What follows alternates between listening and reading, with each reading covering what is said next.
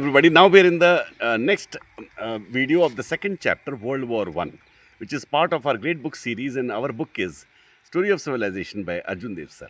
And now we go to the next part. The War and the Peace treatises transformed the political map of the world, particularly of Europe. These ruling dynasties were destroyed. The Romanov in Russia during the war itself, the Hohenzollern in Germany, and the Habsburg in Austria Hungary. Soon after the war, the rule of Ottomans came to an end in Turkey. Austria and Hungary became separate independent states. Czechoslovakia and Yugoslavia emerged as independent states. Poland, which had been divided among Russia, Austria, and Prussia in the 18th century, was reformed as an independent state. The period after the war saw the beginning of the end of the European supremacy in the world, economically and militarily. Europe was surpassed by the United States, which emerged from the war as a world power.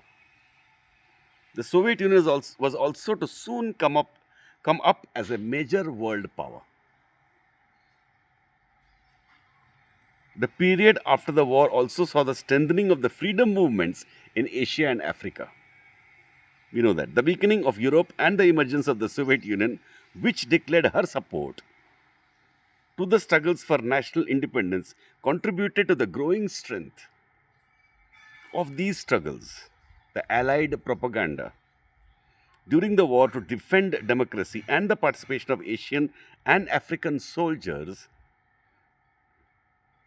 in the battles in Europe also helped in arousing the peoples of Asia and Africa.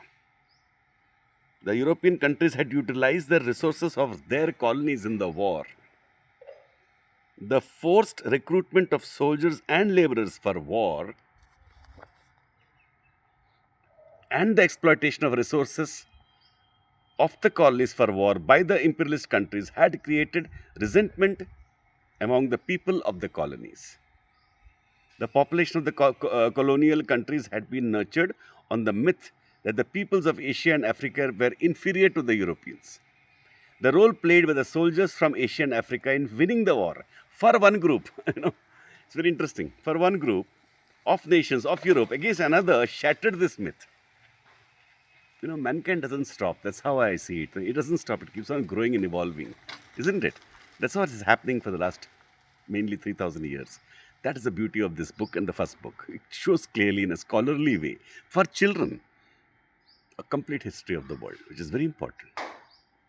These hopes were, however, belied. While the European nations won, the right to self-determination, colonial rule and exploitation continued in the countries of Asia and Africa. The contrast between the two situations was too glaring to be missed. Its increasing awareness led to the growth of nationalist feelings in the colonies. The soldiers who returned to the respective countries from the theaters of war in Europe and elsewhere also brought with them the new stirrings. All these factors strengthened nationalist movements in the colonies. In some countries, the first stirrings of nationalism were felt after the war. The First World War had been believed to be a war to end all wars. However, the peace treaties had failed to ensure that. On the contrary, the treaties contained certain provisions which were extremely harsh on the defeated countries, right? And thus they sowed the seeds actually of further conflicts. Similarly, some victorious countries also felt cheated because all their hopes had not been fulfilled.